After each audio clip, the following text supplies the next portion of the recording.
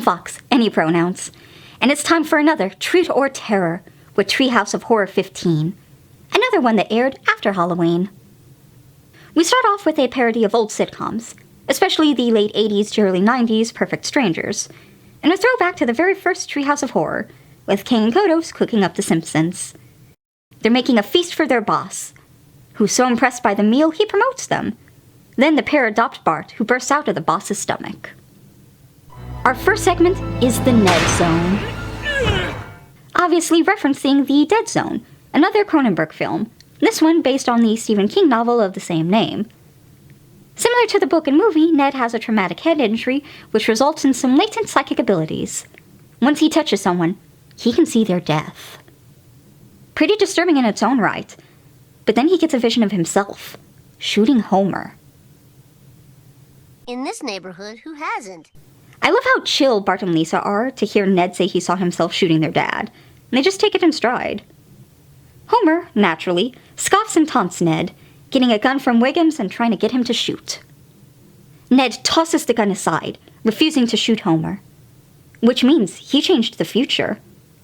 Overjoyed, he hugs Homer, only to get a new vision of Homer homering it up and hitting the core destruct button for the nuclear power plant. He chases Homer down, begging him not to press the button. Only it comes in through static, so Homer thinks he's telling him to press the button. So Ned grabs the gun and shoots him dead. Crisis averted. Except Homer's corpse tongue hits the button and blows it all up. This was actually pretty funny. A solid segment. I'll admit, not as memorable as some of these, but if you're looking to put on a little marathon of good Treehouse segments, I'd recommend this one make it on the list. Second up, we have 4 Beheadings and a Funeral. A damn good title parody of 4 Weddings and a Funeral. We get a historical piece here, 1890s London. Sex workers are being murdered by the infamous Ripper. I mean the mutton shop murderer.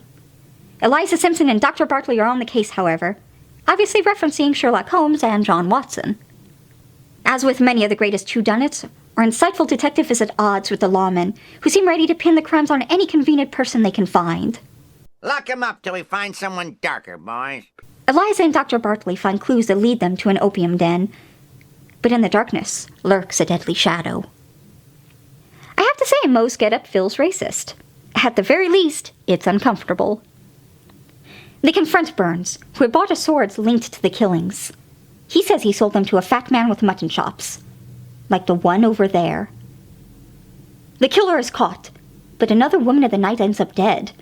Detective Eliza puts the final pieces together, just in time to stop an innocent man's hanging and keep Inspector Wiggums from getting away with murder. The settings are just lovely, especially with the background details, like in the curio shop. Everyone's historical looks were great. The team really seemed to be having a blast with this one. Some of the accents got a little tedious, but overall, it's negligible.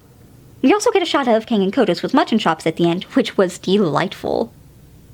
Before I move on to the last segment, I'm sorry, I have to bring this up.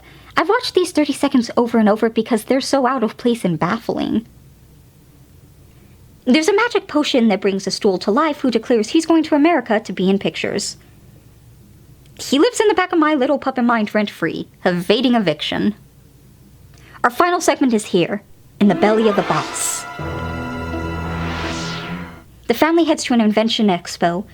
Professor Frank has created a shrinking machine, and Maggie accidentally ends up in a giant pill as it's shrunk down and injected into Burns. Maggie has 30 minutes before stomach acid gets her. The family agree to get shrunk down themselves to extract and save her.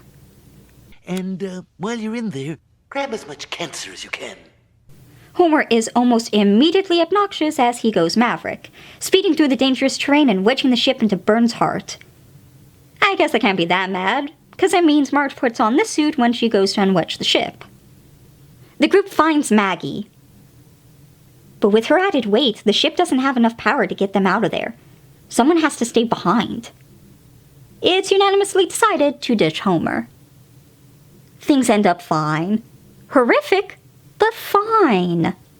We get a very silly but delightful rendition of I've Got You Under My Skin, while characters from the different segments dance together.